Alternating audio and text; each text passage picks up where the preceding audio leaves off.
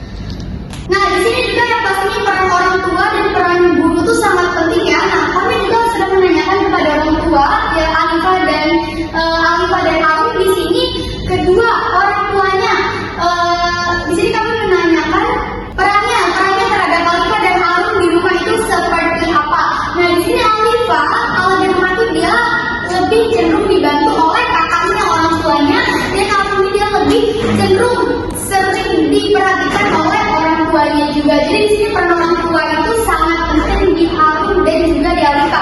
Jadi perkembangan baik itu fisik, emosional bisa terkontrol di anak sekolah dasar. Nah di sini kami juga mewawancarai wali kelas dari tiga narasumber ini. Nah yang ini, nah di sini kami mewawancarai Pak Andre Rahmat. Pak Andre mengatakan bahwa setiap karakter anak itu berbeda-beda di dalam satu kelas itu. Nah hal ini seperti yang kita buktikan di Alifa dan di Arun tadi. Nah Pak Andre juga mengatakan bahwa tidak ada murid yang bodoh, yang ada itu hanyalah murid yang malas.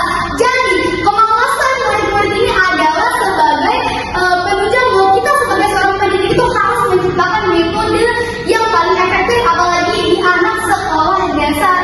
Nah Pak Guru juga berkata bahwa Alifa lebih cenderung memiliki karakter yang lebih mudah berbaur untuk anak-anak, ketimbang Arun lebih suka dia hanya bermain dengan 1-2 orang. Nah di sana juga peran guru dan orang tua harus diawasi. Nah Pak Andre juga mengatakan bahwa dia sebagai guru masih menjalin hubungan antara orang tua dari Alifa dan Arun ini. Oke, mungkin itu aja yang saya dapat paparkan dari materi pertama anak sekolah dasar. Saya kembalikan kepada moderator. Oke, saya ucapkan terima kasih kepada pemateri pertama atas pemaparan materinya yang sangat-sangat wow. Selanjutnya kita beralih kepada perkembangan anak sekolah menengah pertama. Oke, materi ini akan disampaikan langsung oleh pemateri kedua, yaitu Naila Putri Aprilia. Pada waktu dan tempat dipersilakan. Baik, terima kasih saya ucapkan kepada moderator yang memberikan saya kesempatan untuk menyampaikan materi selanjutnya, yaitu tentang perkembangan anak sekolah menengah pertama. Di sini kami melakukan observasi terhadap seorang siswi kelas 2 SMP yang bernama Azura Patricia yang didampingi oleh ibunya yang bernama Lin Julianti. Jadi observasi ini kami lakukan di luar lingkungan sekolah. Tujuan dari dilakukannya observasi ini adalah untuk mengetahui perkembangan serta cara belajar dari Azura ini sejak ia masuk ke jenjang SMP, baik dari aspek akademis maupun sikap pribadinya. Oke, dalam tanya jawab, Azura mengungkapkan bahwa ia ini merasa menjadi pribadi yang lebih mandiri, terutama dalam hal belajar sejak ia masuk ke dalam jenjang SMP. Di sini Azura juga mampu membedakan yang mana sih hal yang baik dan yang buruk. Kemudian selain itu Azura juga sudah mulai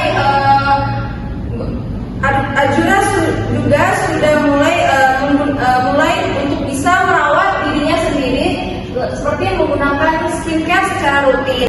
Kemudian Azura juga sudah mulai bisa untuk merawat dirinya sendiri, seperti rajin menggunakan skincare. Hal ini menunjukkan bahwa perkembangan fisik dan emosional yang dimiliki Azura itu sudah baik. Nah, kemudian Azura juga menyampaikan bahwa Azura ini lebih suka belajar sendiri sambil mendengarkan musik, tetapi bukan berarti dia tidak suka belajar berkelompok, karena Azura ini juga masih suka belajar berkelompok karena di situ ia bisa bertukar pikiran dengan teman-temannya.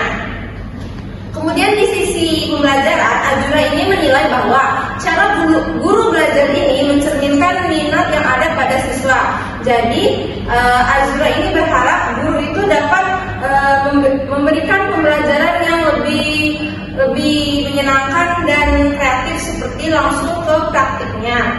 Nah, Azura juga dalam belajar ini dia lebih menyukai metode yang visual seperti LCD dan gambar. Pada saat belajar ini Azura sangat merasa didukung oleh orang tua dan gurunya, terutama ketika ia mengalami kesulitan dalam belajar. Kemudian ada kalanya Azura ini merasa bosan atau tidak semangat, tapi hal ini tidak berlarut-larut karena ia tetap mendapat dukungan dari guru dan orang tuanya. Jadi secara keseluruhan wawancara ini menggambarkan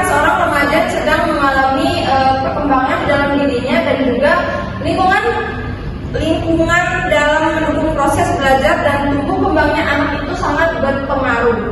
Sekian materi yang dapat saya sampaikan. Terima kasih. Saya kembalikan kepada moderator. Oke, saya ucapkan terima kasih atas pemaparan materi yang disampaikan oleh pemateri kedua. Selanjutnya kita beralih kepada perkembangan anak sekolah menengah atas. Hal ini akan disampaikan langsung oleh Saudara Faruk. Kepada waktu dan tempat dipersilakan. Baik, terima kasih saudara moderator. Di sini saya akan menyampaikan tentang perkembangan anak sekolah menengah atas. Di sini kita sudah mewawancarai satu guru dan satu siswi SMA. Nah, yang pertama dari guru dulu. Ya, yang kita wawancarai ini adalah Bapak Ilham. Nah, menurut Bapak Ilham, perkembangan siswa SMA ini cenderung bisa berpikir lebih matang. Nah, ini dia berpikir tentang jenjang apa yang akan dilanjutkan ketika lulus SMA nanti. Nah, mereka juga lebih bisa mengembangkan cara belajar mereka. Karakteristik siswa SMA pada umumnya ini lebih kritis dan ingin diberi untuk berpendapat lebih luas. Nah, karena karakteristiknya seperti ini, metodenya itu yang digunakan oleh Bapak Ilham ini lebih ke diskusi, studi kasus, dan presentasi. Jadi dia lebih mendorong siswa itu untuk aktif dalam belajar. Nah, tak hanya itu, dukungan dari guru maupun orang tua itu sangat penting menurut Bapak Ilham ini, terutama untuk mendukung dan mengarahkan siswa untuk kedepannya. Bapak ini juga menjalin kerjasama antara guru dan wali murid, seperti membuat grup WhatsApp untuk memantau proses perkembangan belajar dari siswa tersebut.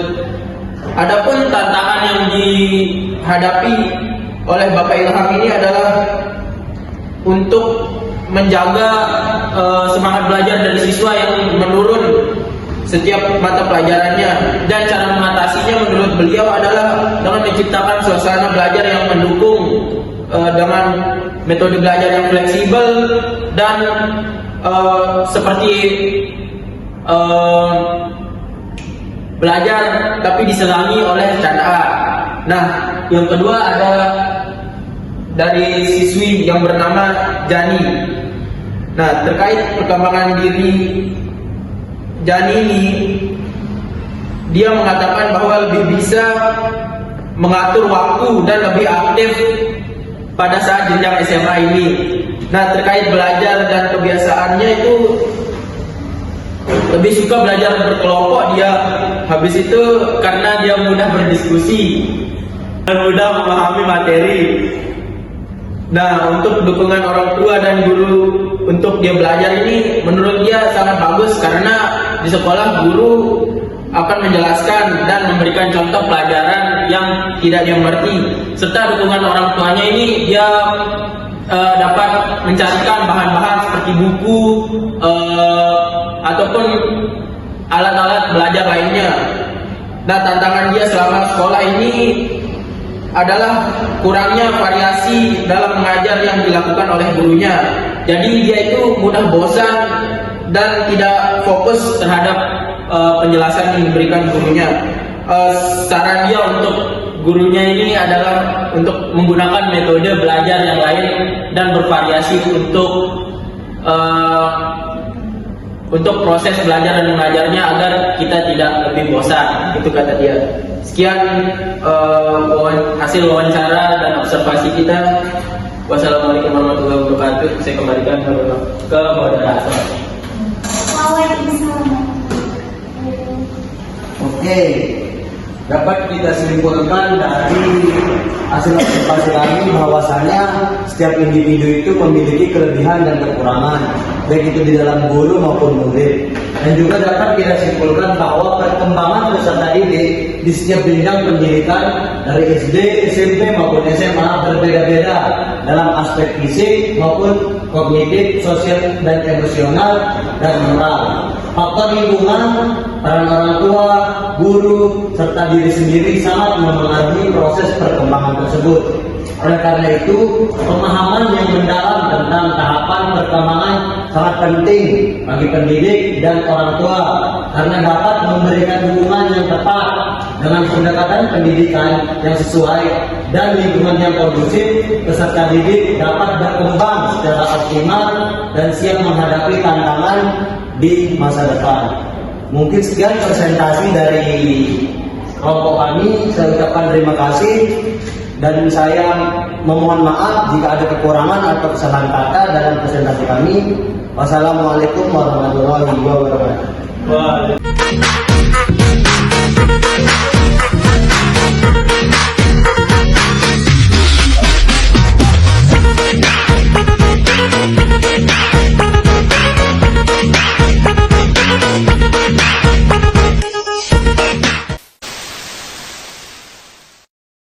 Assalamualaikum warahmatullahi wabarakatuh. Berapa menit, Bro?